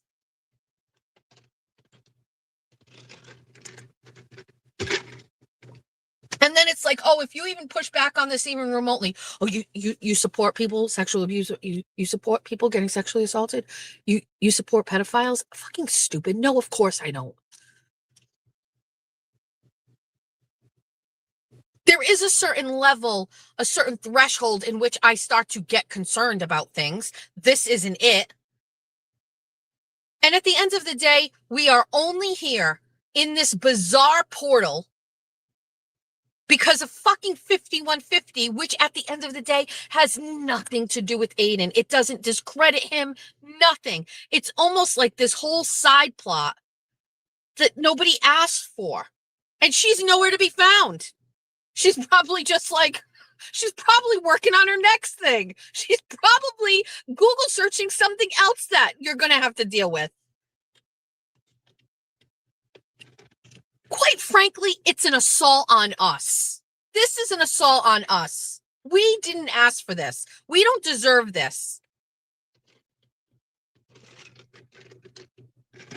The latest thing I heard in these text messages with Jen Altman, this fucking crazy shit, is that like basically Meredith wanted to break up with Aiden, but was so scared that if she broke up with Aiden, everybody would hate her and Aiden would turn against her, that she had to just wait for Aiden to break up with her so she could be okay.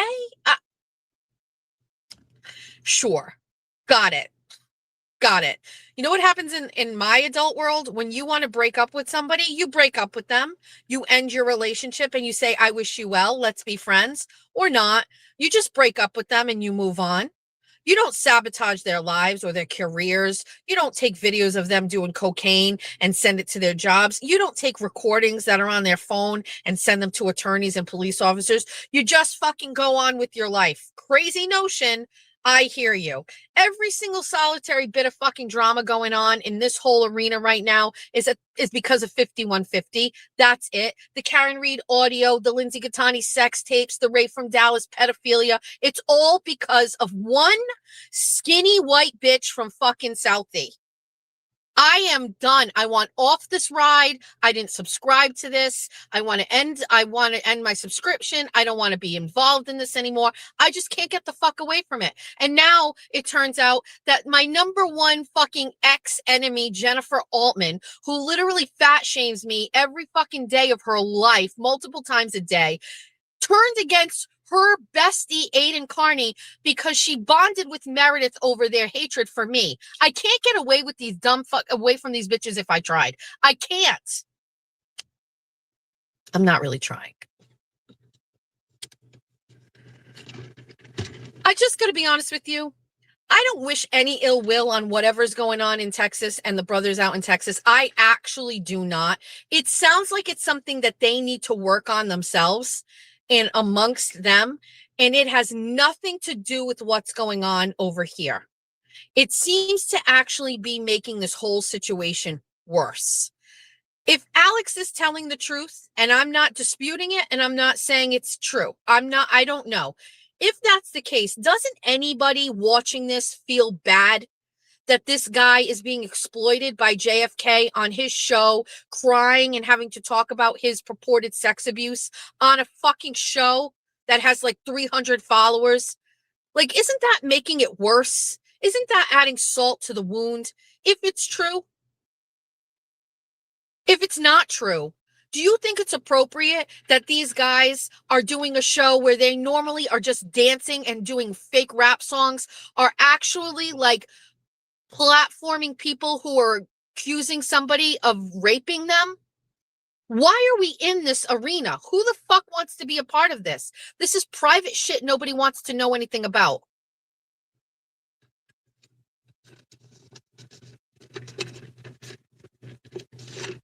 It just feels gross. It feels weird. I don't want to be a part of it, but yet we're here. It's listen, I could easily tap out and say like, okay, don't send me anything, but it's all kind of intertwined, and it all comes back to fucking Meredith.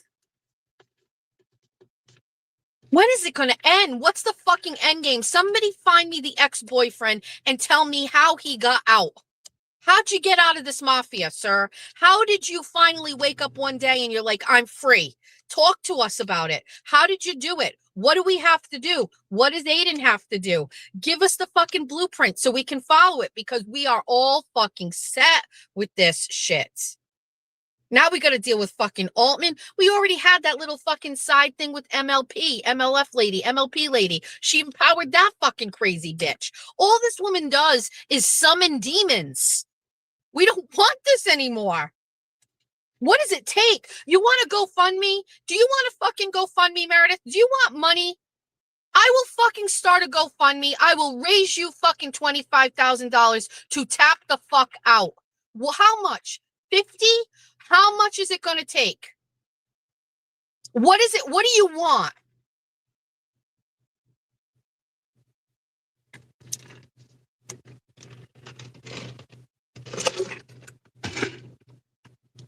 Because to be quite honest with you, I am feeling very bad for my friend. I'm feeling very bad for him about the mental toll that this is taking on him. We talked about this, how I'm having writer's block. This motherfucker has writer's block because it's being cock blocked by 5150. He can't focus on stories. He can't focus on shit because every day he's waiting for another shoe to drop with this fucking bitch. I feel bad for him. He's a shell of himself.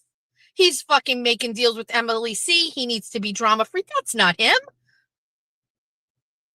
He's being tracked. He's being followed. It's just, I feel badly for him.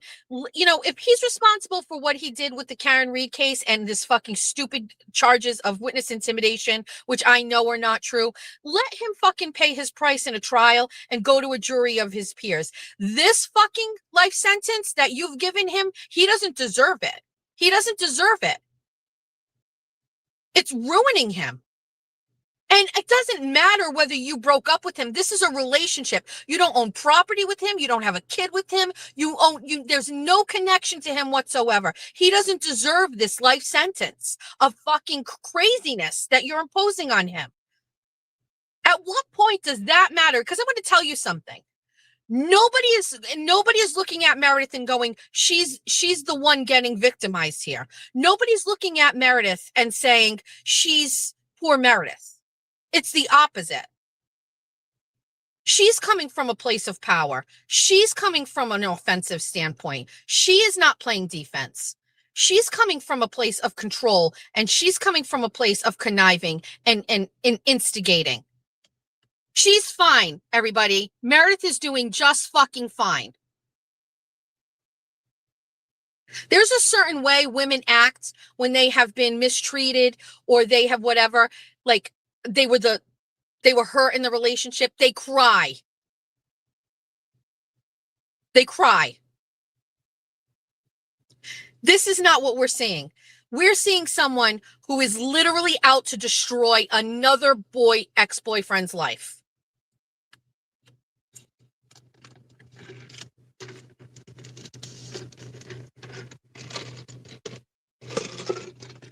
You take all the fake profiles out of this whole fucking arena, and all you're left with is the same fucking 10, 15, 25 people. And it's very easy to see who is what, who does what, and what their intentions are. I'm just over it.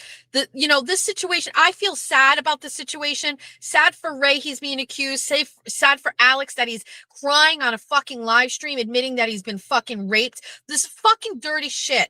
It's not in my life. We're all better than this. There's nobody fucking listening to this live stream right now that has this in their life, wants this in their life. Nobody asked for this, Meredith. Cut the fucking shit.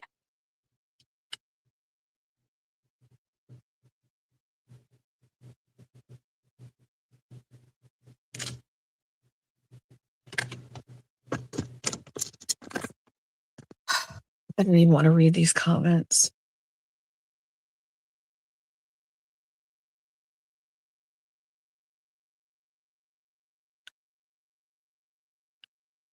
Oh my God, Jeffrey. Mazzer, you're not home. Mazzer, you at the office, Mazzer?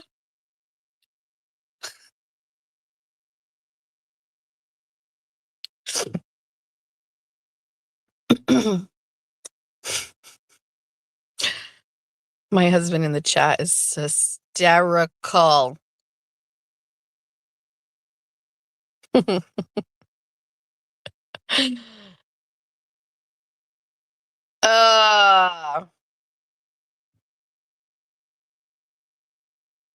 You're hiding. Anyway, I wasn't planning on talking like that today, but I'm getting just really fucking annoyed. You didn't even talk about Andrea yet? Andrea who? What am I missing? Andrea who?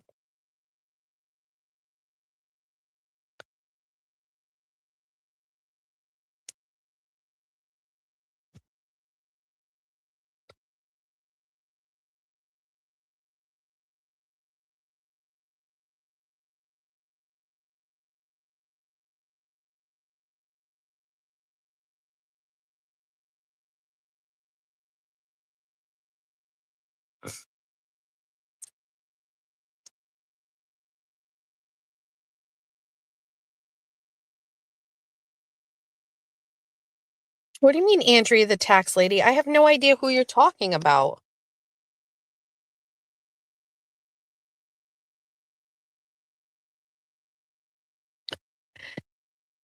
I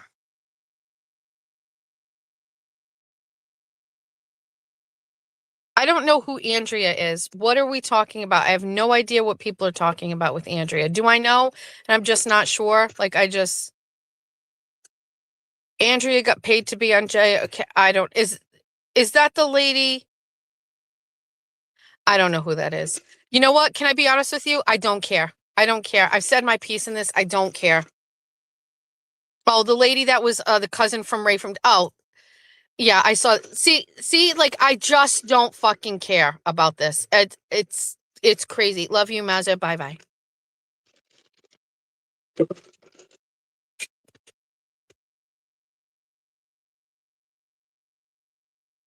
Listen, I'm not here to be the fucking like encyclopedia on this thing. I'm giving you the Jess Machado version of it. That's my take on it. I don't care. I gotta also say something too. I've got to say something. Like, there are some people right now that are like empowered to fucking tell me what to do. And I really fucking don't like it. This goes back to one of my very first shows. Don't tell me what to do.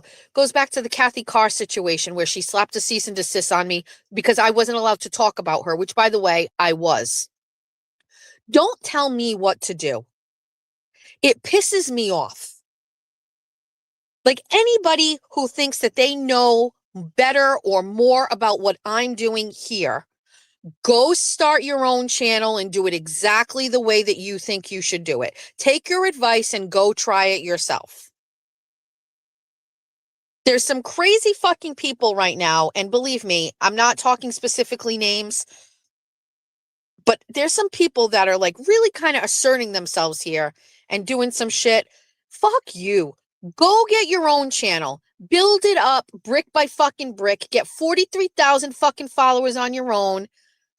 Figure out how to do that. And come back and let me know how it's going. Send me a link and I'll go on your stream. Stop telling me what's this one fucking person, this weasel person who, again, fake profiles, fake pictures, fake names. It could be anybody.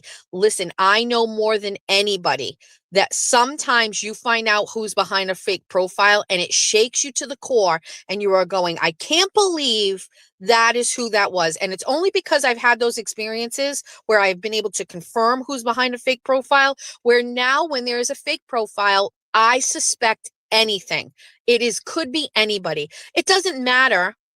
And by the way, I know one of you texting me, like, it doesn't matter if you act like you're my friend, if you do all of the things, if you say all of the things, it doesn't matter. You're lying and I know who you are. Okay. And some of you, I don't know who you are, but you can pretend to be my friend all you want. It doesn't matter. I'm super careful about, my favorite part is when they warm up to me after weeks and weeks, and then they think they can extract from me like a comment or something. Like, I'm not fucking stupid. I know what I'm doing. Maybe I'm playing you.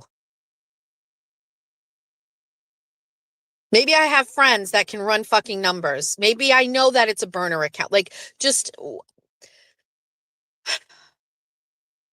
this isn't my first rodeo, is basically what I'm saying. So, aside from that, were the people who are trying to like do a little bit more nefarious stuff. Fake profiles basically criticizing me and telling me this weasel person, I'm very close to blocking them.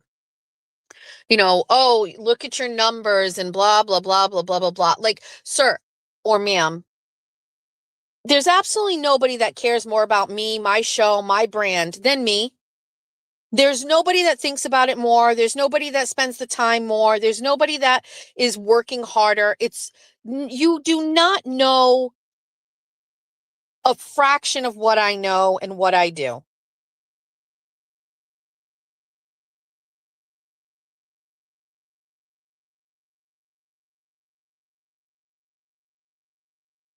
The fact that some people are like, oh, your numbers are down and blah, what? First of all, they're not. Second of all, why is that something that you feel you need to talk about? There will be months and days where it's like that, just so you know, that will happen. But the only thing that does is it taps into my anxiety and my stress about potential failure. And if you really like me, you wouldn't do that. It's not coming from a place of kindness.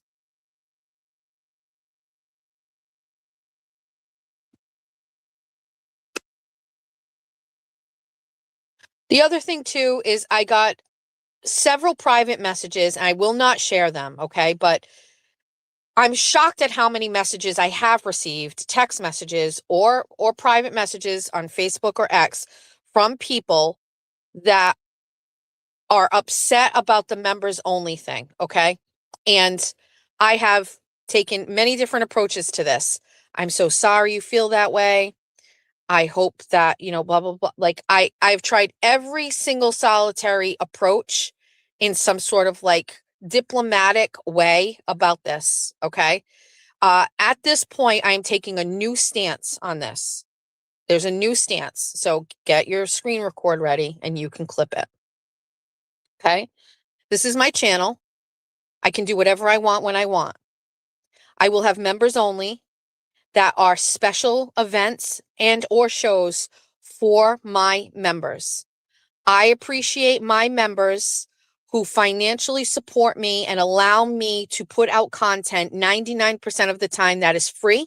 And it is my special gift to them to reward them and thank them and give them something for what they pay for while you watch for free. I love all of my followers. I love all of my fans, but I love my paying members in a way that I can't explain to you where it will make sense to you. I appreciate them very, very much because without them, I would not be doing this. There would be no free shows. There would be no content. The super chatters, the Venmoers, the members, they are special to me. I am sorry that you feel left out. That is life. I am sorry. I put out content every single solitary day that is free, and I will continue to put out members only content for the people who financially keep this channel afloat because I appreciate the ability to do this job. If you don't like that, leave. Go away. Don't talk to me. Block me. Go find somebody else. Go start a whole channel complaining about me. Go start a burner account. I don't care anymore. Stop texting me mean things. Stop making me feel bad. Stop trying to provoke me. Stop it. I 100% love everybody who listens and watches my show. I have talked about this for the longest time. I love them, but a special show for my members only should never be misconstrued as me caring less about everybody else. That's not true. This is a special thing for them. I am sorry. The fact that I am constantly getting text messages from people and messages from people and criticizing me about this, I'm done, okay? Today is Tuesday, we're done. Not doing it anymore. You will get blocked. Talk about it amongst yourselves. Go find a group of 5, 6 other people who are pissed off at me for members only and fucking start a coven about it. I don't really care. Stop fucking bombarding me with it. It's actually bothering me. It's wasting my time. If you're not a paying member, I do this for you. I love it. Thank you that you're here. But I know that regular average people are not upset that I did a members only. But I will tell you, these messages are getting to me. I had to actually block a phone number, which I've never done, except for that person that said they wanted to cuddle in bed with me.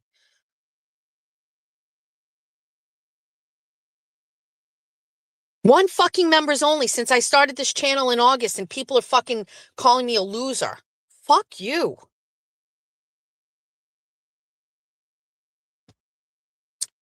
Just to let you know, my new members only, my next one, it's going to be my husband's going to do it. You're going to get a whole fucking hour with my husband. You get to talk to him and ask him questions.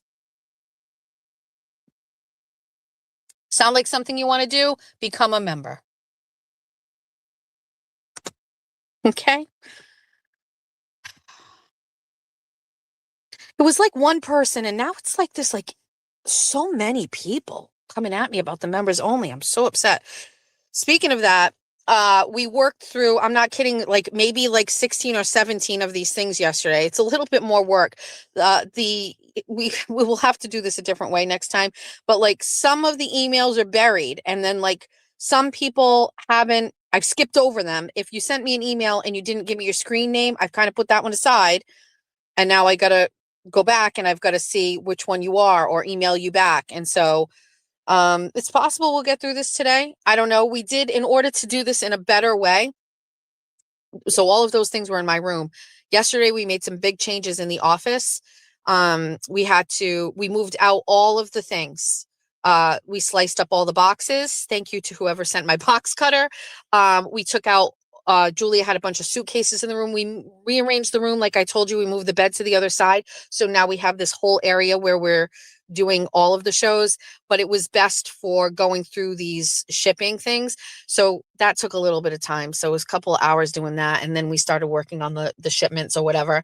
And so I think we'll get to that today, complete it. I think we'll be done. And then we will get to the post office and mail them out.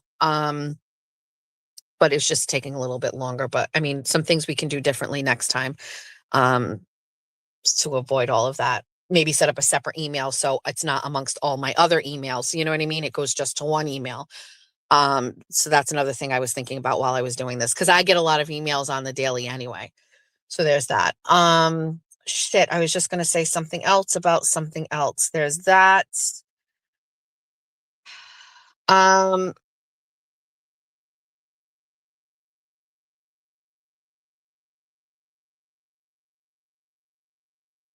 You are a bully, Jess. Stop pretending, and Cyberchick Boston, stop blocking me.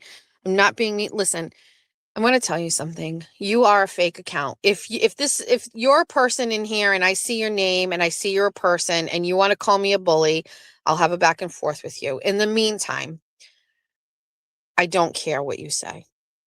I'm not sure if you recognize that. I do really not care what you say. I'm going to make fun of you and give you a nickname if you keep calling me names.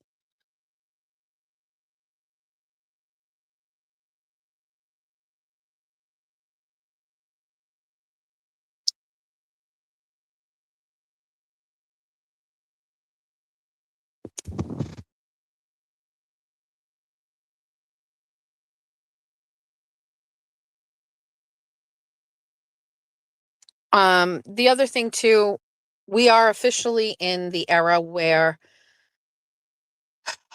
it is very, very difficult to respond to text messages and emails. We were already getting to that area a month or so ago. It's worse now, and not worse. It's just the guilt of not being able to respond to everything. At a minimum, I can read them. Nothing for nothing. Like somebody sent me, and you know who you are, and I'm not saying it, but I would just want to give it as an example. Somebody texted me, and I don't know if I opened the text and looked at it or I didn't, but when I didn't respond, they messaged me, please check your texts. That's a lot for me. And it's my fault, and I've created this and I have to figure it out. Just know that if you text me, there is a chance that I don't respond to it. There's never a chance I'm not going to read it.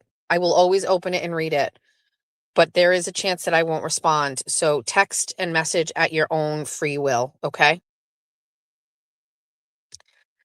It's not even about like having a life, which is true. It's just like, it's very hard for me to like, it's hard for me to like get a text from somebody and just give a generic response.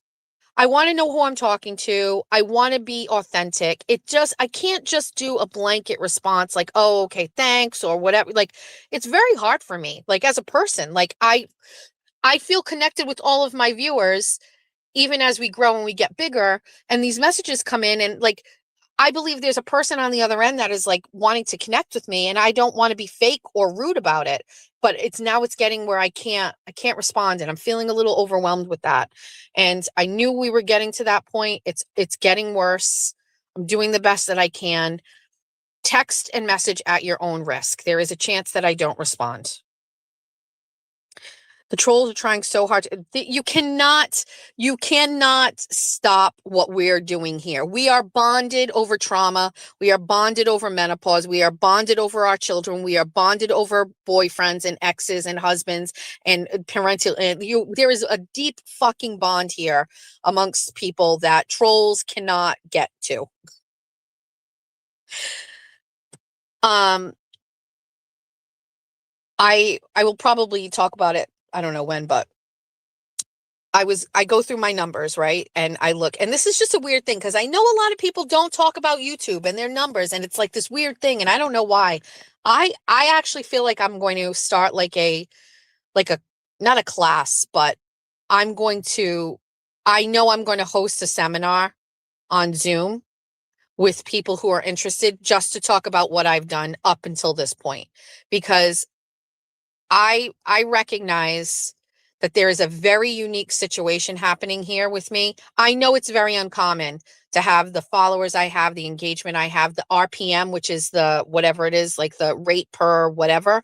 Like I know that number is oddly high. And I Googled this and I chat GPT'd it, and I've watched videos, and there's a very unique situation that occurs with this group and this show. And it's very, very interesting. And the things that we have here are what make it so valuable to ads and advertisers. And it's the age range. It's the amount of time that I do a live stream for. If you can do a stream for a couple of hours and keep people engaged, if you have a demographic between the ages of 45 and 65, you also engage with money by buying memberships and by super chatting. YouTube sees all of that. There are topics that we discuss that are not, it's not niche. You know what I mean? We talk about life, we talk about families, we talk about college and our kids and our relationships and our childhoods.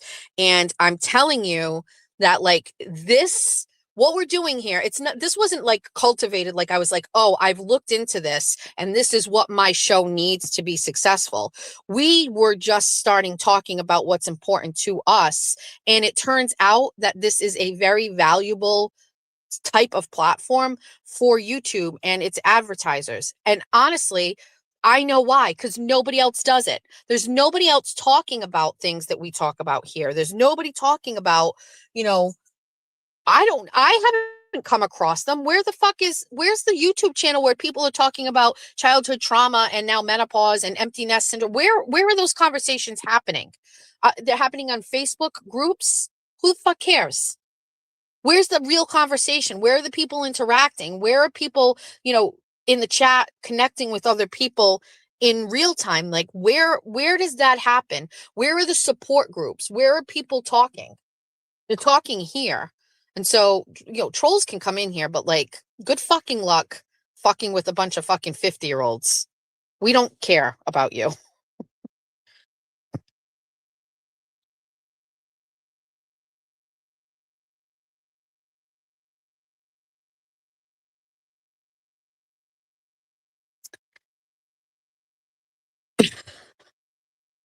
All that woman does is summon demons to a portal we don't want to be in. All right, it is 9:30. This is a very early chat. I have to go see what Georgia is doing to see if she is getting ready for school, because she is going. Yeah, I mean, it is, there's a boundary situation that I haven't been able to adhere to yet. And it's definitely making me feel a little bad, but I refuse to believe that I am too big right now to be able to still have meaningful connections with people. I refuse.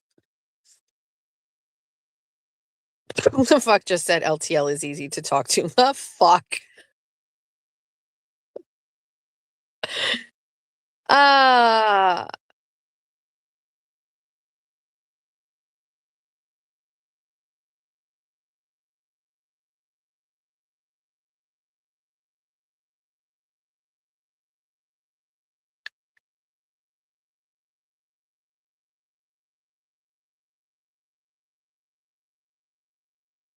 Yeah, Ocean Beach Ave will text me. Sometimes I don't respond, sometimes I do, but I always read.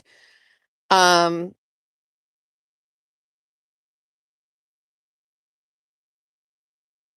I'm curious, are these YouTube channels all have the same age groups, i.e. yours versus others? I don't know. I don't know. I do know, like, you know, if you, so say some prompts I put into Chat GPT, um, you know, how, what is the average growth of a YouTube channel, right? And just so you know, 10,000 followers in 6 months is out of the ordinary.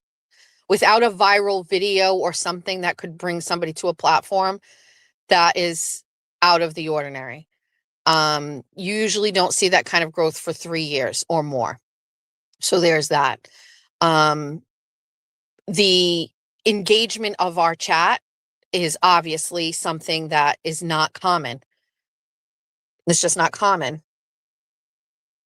There's a lot of things that are just uncommon about what I do. And again, it wasn't like I planned it that way. It's just, it turns out that what we're doing works for now. We'll have to see.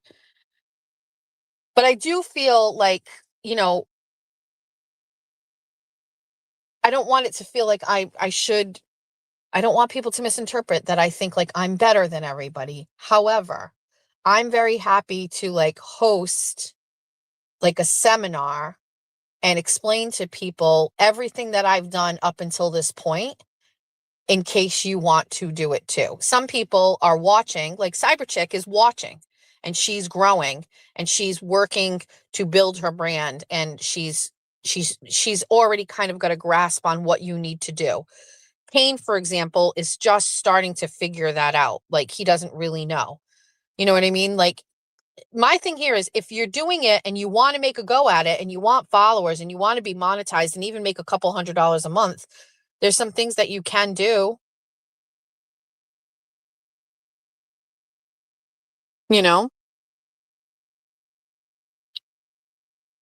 And I don't gatekeep that kind of stuff. I want everybody to succeed. All right. It is 9:30. I'm going to go. I got to go get Georgia going.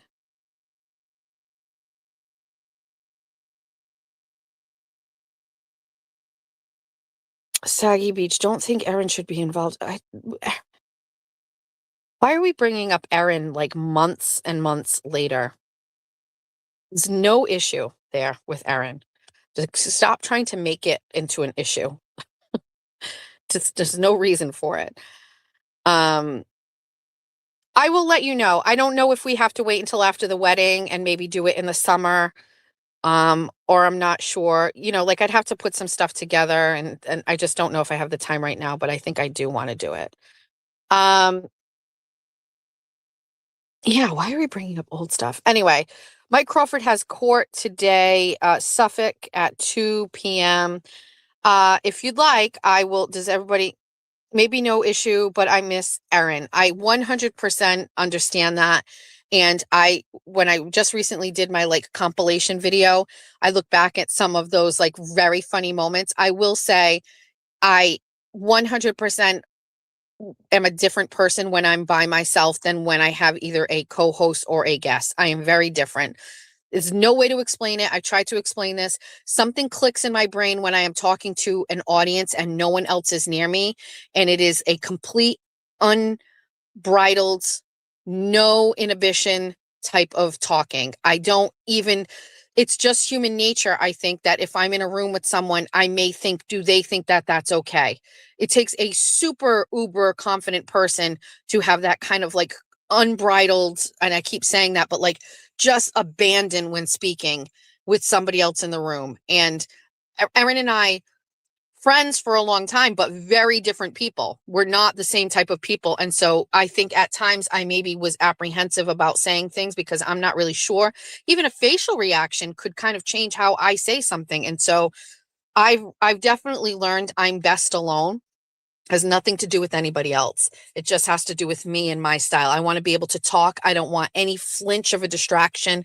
I don't want a flinch of a reaction. None of those things. It's nothing about the person. It just has to do with my style.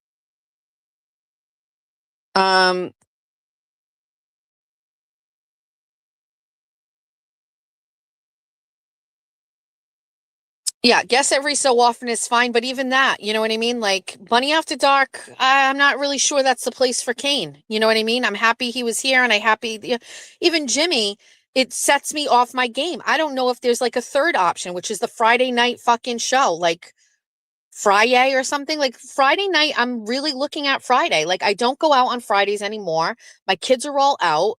I'm home with my husband. We don't go out on Friday nights. I think Friday, like a Friday night show is kind of where it's at. Nobody else does a show on Friday, so there's no competition. I'm not going to come and steal viewers from people. And that's the kind of space and place where we do guests and we do things and funny stuff. Bunny After Dark is special to me and private, and it doesn't feel right when I'm doing these things. I'm working through it, but it's not exactly what I want. The creative stuff flows better when I'm alone. And it feels too contrived otherwise. And you saw a little bit about that with the Kane and the Jimmy show last week. That's a Friday night show. TT called and wants to go to the Casino. No, she doesn't.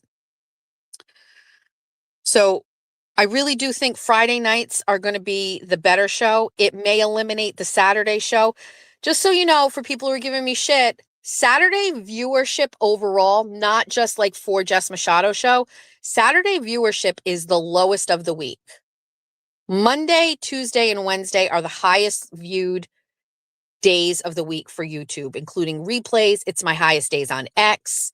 People have lives on Saturday. So anyway, we're reworking it and we're figuring it out. I will tell you, nothing will ever fucking change. Bunny After Dark is Wednesdays for life, and that's it. Okay, I have to go.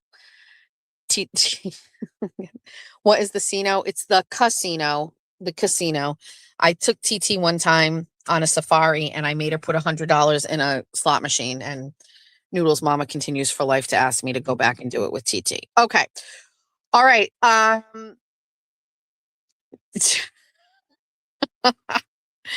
Okay, we have to go. It's been 2 hours. We're done. This is 24 on 24 on Tuesday. Tomorrow, 24 on 24 in the morning.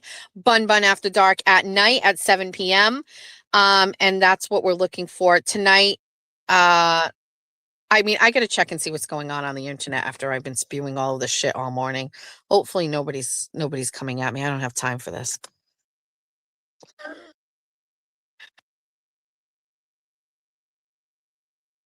Okay. All right. I have to go. By the way, you may get a message from me today at some point if you did not include your YouTube handle with your email telling me where to send your item. I think many people have, there's a couple. They didn't say what their item was or their YouTube channel. So I've got a couple people that I don't know. If you'd like, I'm going to go inside. I'm going to see what's the Crawford's. Relax. Ocean Beach Ave. Relax. What is the Crawford time? 2 p.m. Is it Suffolk?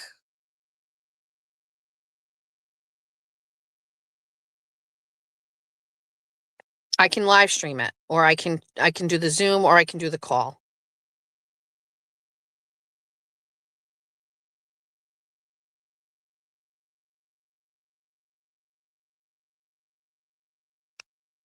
Somebody give me the details on.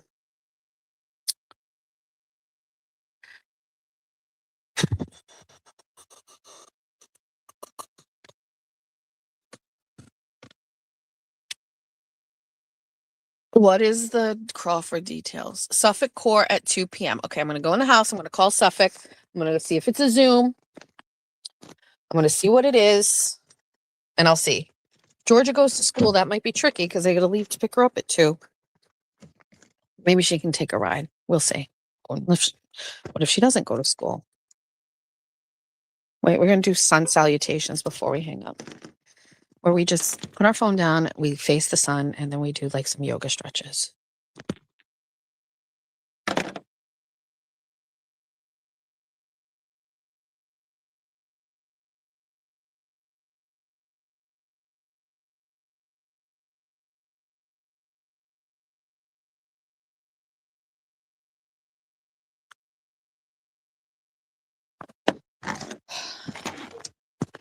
Every single bone on my body cracks. Hello, Reagan. Okay, we're ending this. All right, goodbye. Have a great day. You hang up. Hi.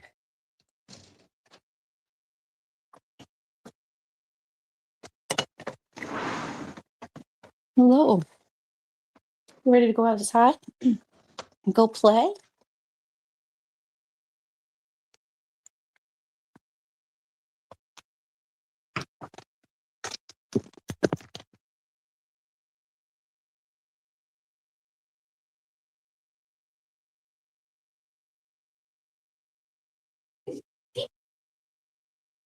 Let's go outside. Look, you slip.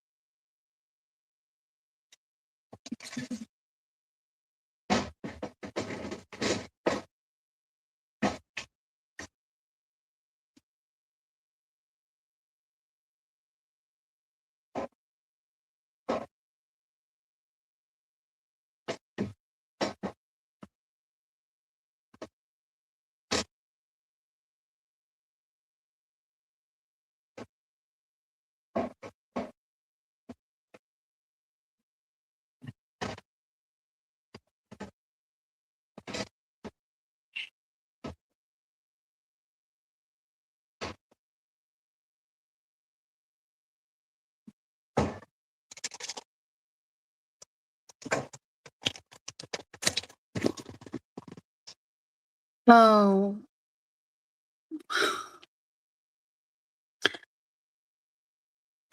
Wait, are we still here?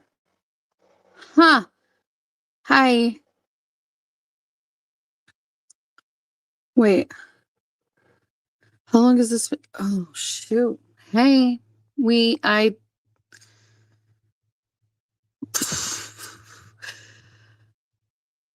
I didn't know. I know now. I didn't know. Oh, I'm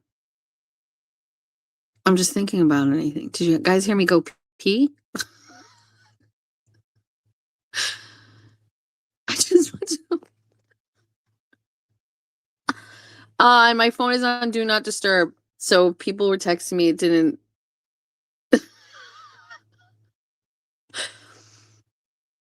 Oh, all the text messages. I'm sorry. Okay. No, I went to the bathroom. Okay. I did not know. Sorry. Okay. Great. We're fine. Did I say anything? You know what it is? I was coming in the house. I fucking knew. I should have taken an extra second. You got to hit it twice. It did not fart. I did go pee, but I left my phone, my keys, and my wallet over here. It wasn't even near there. Okay, that's it. All right, goodbye. I'm leaving. You all could have hung up. You're all still here. You all let me just leave it on. Some friends you are. I'm just scrolling through in case I missed anything. I didn't say anything. No, what did I do? Walked in the house, let the dogs out, started a tea on the Keurig. We're fine. I peed. Okay. Can you imagine if I took the fucking phone in the bathroom with me? Oy. All righty, disaster averted. I definitely would have listened the whole time. I would have never hung up. That happened to me one time. I did. Oh, that's a story for tomorrow. I'll have to tell you. It was my mother-in-law. She pocket dialed me and I heard the worst things about me. It's crazy. Okay. All right. Bye. Bye.